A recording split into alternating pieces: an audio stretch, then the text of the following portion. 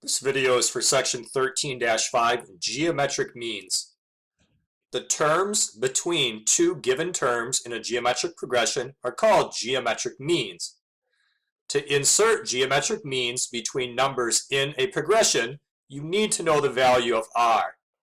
Here's an example. Insert 3 geometric means between 1 and 81. Let's approach this in the same way that we did when we studied arithmetic means. We have a sequence of numbers. The first number is 1. Then we have 3 unknown numbers. And then the fifth number is 81. If we could figure out the value of r, how it's changing from term to term, then we could find those missing numbers. So let's use our formula for geometric sequences. T sub n is equal to the first term times r to the n minus 1 power. The 81 is t sub 5. So let's create a formula that uses t sub 5. We have 81 is equal to the first term times the value of r to the 5 minus 1 power. So we have 81 is equal to r to the fourth, and now solve this for r.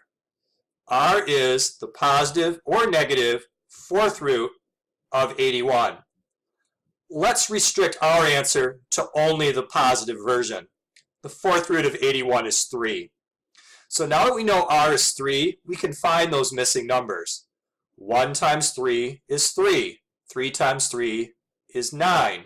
9 times 3 is 27. And just to check, 27 times 3 is 81.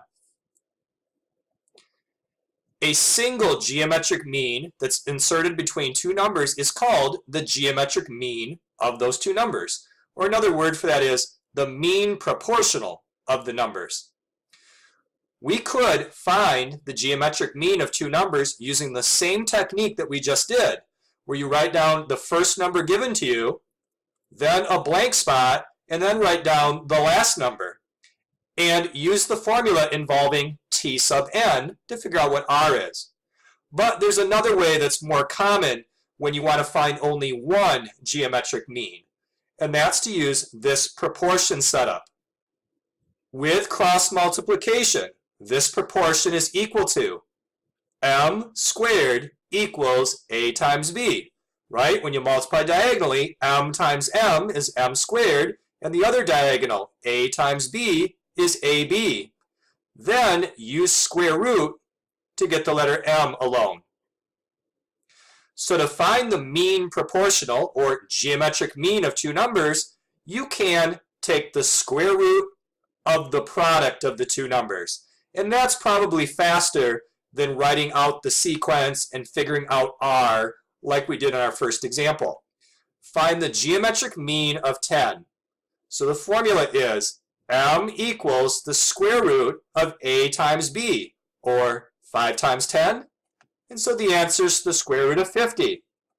And that does simplify, because 50 is 25 times 2, so our answer is 5 square root of 2.